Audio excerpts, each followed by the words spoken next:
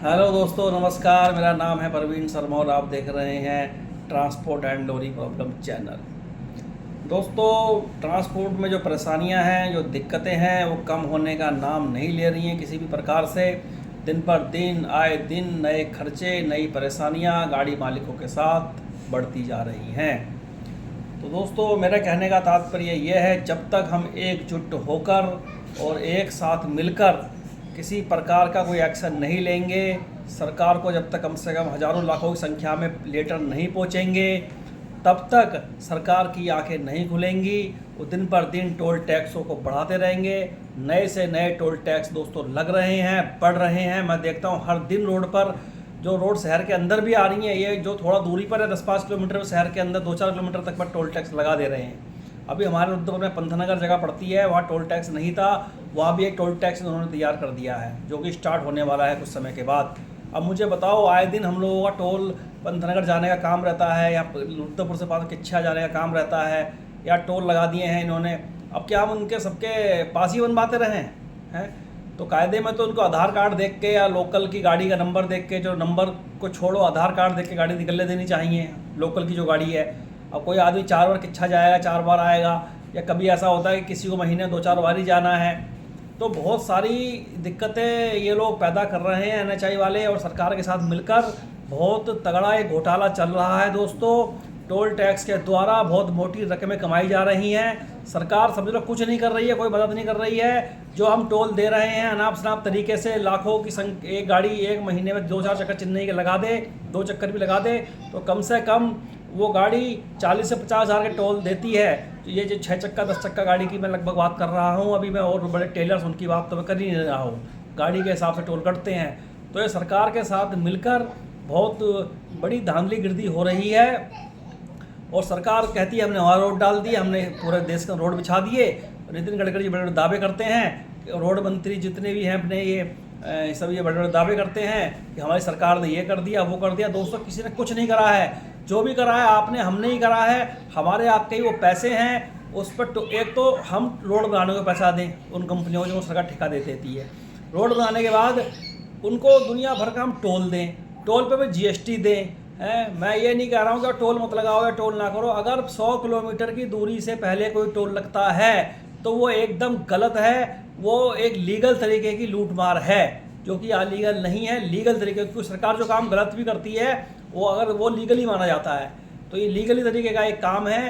वो लीगल तरीके से ये डकैती हो रही है टोलों से, और इस डकैती को रोकना है दोस्तों।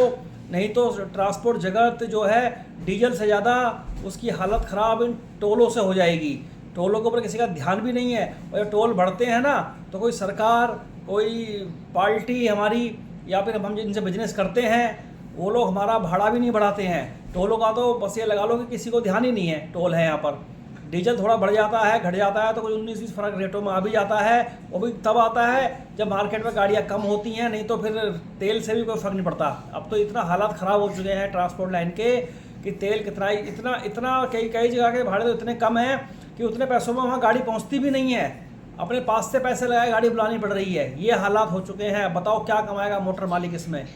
ये बात कोई नहीं देख रहा। किसी जिसके पास गाड़ियां हैं, जो लॉरी ओनर्स हैं बड़े बड़े, वो इन बातों को समझ रहे हैं कि मैं सच बोल रहा हूँ। बाकी कोई आम आदमी इन बातों को सुनेगा तो उसको तो ये लगेगा कि यार ये झूठ बोल रहे हैं। इस तरीके से अगर पैसे लग के गाड़ी आएगी तो कौन चलाएगा?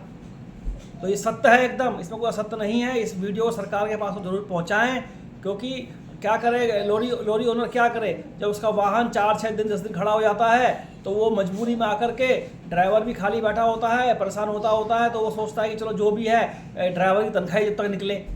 तो गाड़ी की घिसाई तो बहुत दूर की बात है, कई चक्करों में तनख्वाह भी स्टाफ की निकालना बहुत भारी काम हो गया है। और ये रियलिटी है। आने वाले समय में ट्रांसपोर्ट से जुड़े लोगों को मार्केट में जल्दी से उधार भी नहीं मिलेगा। जो आज मिल जाता है, अभी भी मिलना कम हो गया है। अभी भी उनको ही उधार मिलता है जिनकी गुडविल अच्छी है, जिनके पास ठीक ठाक तरीके की वाहन है, और जो सही तरीके से जिनके बड़े बिजनेस हैं, उनका और भी इनकम के साधन है। आम गाड़ी मालिक जो है, 1-2 गाड़ी 4 गाड़ी वाला, उसको तो कोई पंप वाला भी तेल उधार नहीं देगा, कोई टायर वाला भी उधार नहीं देगा, क्योंकि उनकी गलती भी नहीं है। वो उनके पैसे वापस ही नहीं कर पाता है। ऐसे हज़ारों रिकॉर्ड है हमारे पास। 1-2 को मैंने भी टायर दिला दिए उधार अपनी जिम्मेदारी पर, तो वो पैसे मुझे ही भरने पड़ गए, वो गाड़ी वाला वापस ही नहीं कर पाया। तो मजबूरी थी उस बेचारे की भी, वो भी क्या करता, फिर मैंने ही जिम्मेदारी तो मैंने ले ली, लेकिन फिर वो बाद में पैसा मुझे भरना पड़ा। मैं उसका नाम नहीं लूँगा, वो 2-4-5 हज़ार मुझे वापस कर रहा है। परंतु दोस्तों ऐसी स्थिति क्यों आती है आदमी के सामने, जो गलत है एकदम से। इन स्थितियों को हमें रोकना है और सुधार करना है। जिसका कोई अच्छा वर्क नहीं है या ट्रांसपोर्ट का बड़े लेवल पे काम नहीं है, वो व्यक्ति अपने बच्चों को अच्छे स्कूल में भी दोस्तों नहीं पढ़ा सकता, क्योंकि इतनी उसको कमाई नहीं है जो पढ़ा सके। तो जो लोग थोड़े बड़े लॉरी ओनर्स हैं, उनके टर्नओवर बड़े हैं, उनके ऊपर उस हिसाब से कर्जे हैं जो कि बिल्कुल ही गलत हैं। और किसी भी प्रकार का सबसे बड़ी जो लूट मार है, वो 2 चीज़ें आदमी को बर्बाद कर रही हैं ट्रांसपोर्ट है। 2 चीज़ें मोस्ट इंपॉर्टेंट है, बाकी तो बहुत चीज़ें हैं वैसे तो। पहले नंबर पर डीजल, सेकंड नंबर पर टोल, और थर्ड नंबर पे भी एक चीज़ है, वो है टैक्स। और उसके बाद फोर्थ नंबर पे तो तुम्हारे ये रास्ते के जितने भी ये तुम्हारे बॉर्डर है, पुलिस है, आरटीओ है, ऊपर से भाड़े नहीं है, भाड़े डाउन है, ऐसी तो मिला के हज़ारों कमियां बैठेंगी, जिनके वजह से एक दिक्कत नहीं है इस काम में, कई सारी दिक्कत हैं। किस किस दिक्कत को इंसान देखे और किस किस दिक्कत से वो बचे। परमिट बनाता है व्यक्ति तो बीमा खत्म हो जाता है, जब बीमा कराता है तब तक टायर पड़ने को आ जाते हैं, तो टायर पड़ते हैं तब तक गाड़ी की सर्विस आ जाती है, सर्विस कराता है वो तब उसके अंदर गाड़ी में और फॉल्ट आ जाता है, हबगिरी आ जाती है, या गाड़ी कहीं लग जाती है, उसका सामने रगड़ गया, ये हो गया वो हो गया, दुनिया भर के नाटक है जी। इसमें एक काम नहीं है। अब तो कंपनियाँ इतनी सियाणी हो गई हैं, इतना परेशान कर रही है, कई बड़ी बड़ी कंपनियां नेस्ले जैसी, तो अगर किसी गाड़ी का हल्का फुल्का फर्श बैठा हुआ भी है तो उस गाड़ी को वो लोड नहीं करते हैं, क्लियर मना कर देते हैं कि भाई ऐसी गाड़ी लोड नहीं होगी, इसका फर्श बैठा हुआ है, चाहे थोड़ा बहुत ही बैठा हुआ क्यों ना हो। मतलब इस तरीके की ये दिक्कतें इसलिए आ रही हैं, गाड़ियों की संख्या बहुत ज़्यादा हो गई है और फिर भी लोग गाड़ियों पर गाड़ी लाए पड़े हैं। उसका कुछ कारण है दोस्तों, उसका ये कारण है जो ट्रांसपोर्टर्स हैं बड़े, उनके फंड की कमी होती है। वो 10-15-20 गाड़ी ले आते हैं, एक गाड़ी में 4-5 लाख की ओवर फंडिंग मिल जाती है, 20 गाड़ी ले आए, 1 करोड़ का जुगाड़ हो गया उनका, उन्होंने अगली गाड़ियों की किस्तें राइट टाइम कर दी। गाड़ी आने का भी ये कारण है। सरकार ये ना सोचे कि गाड़ी इसलिए आ रही हैं कि बहुत ज़्यादा गाड़ी वालों को कमाई हो रही है, वो सिर्फ अपना टर्नओवर घुमाने के चक्कर में ही गाड़ियाँ ला रहे हैं, इसके अलावा और दूसरा रीजन नहीं है। ज़्यादातर ट्रांसपोर्टर की बात कर रहा हूँ मैं, जिनके पास ज़्यादा काम नहीं है। ये बात अगर गलत है तो मुझे बताएं कि गलत बात है। कोई भी गाड़ी ऐसा नहीं है कि गाड़ी आदमी बहुत से देखो, जिनके टेंडर हैं अपने अपने, वो भी बहुत मोटी कमाई नहीं कर रहे हैं, लेकिन वो क्या है, जो वो कुछ डायरेक्ट बिलिंग करते हैं तो जीएसटी का फ़ायदा उठा ले रहे हैं।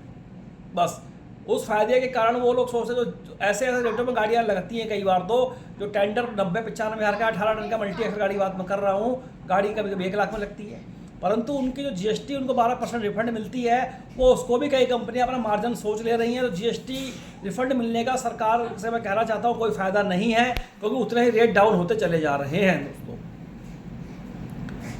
तो इस वीडियो में और भी बहुत कुछ कहने हुआ है ट्रांसपोर्ट जगत के बारे में, परंतु मैं अपने शब्दों का विराम देता हूँ।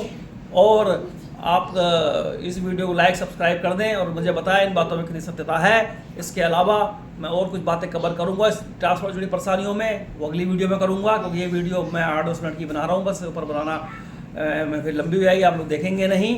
तो मैं पार्ट वाइज वीडियो को बना के 10-10 मिनट की आपको ये चीज़ें समझाऊँगा दोस्तों।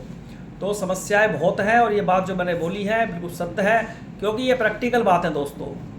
प्रैक्टिकल बात इसलिए है कि हमें पता है इस बारे में, हम इस काम को करते हैं। जो नहीं करते वो इन बातों को नहीं बता पाएंगे बिल्कुल भी। नमस्कार दोस्तों।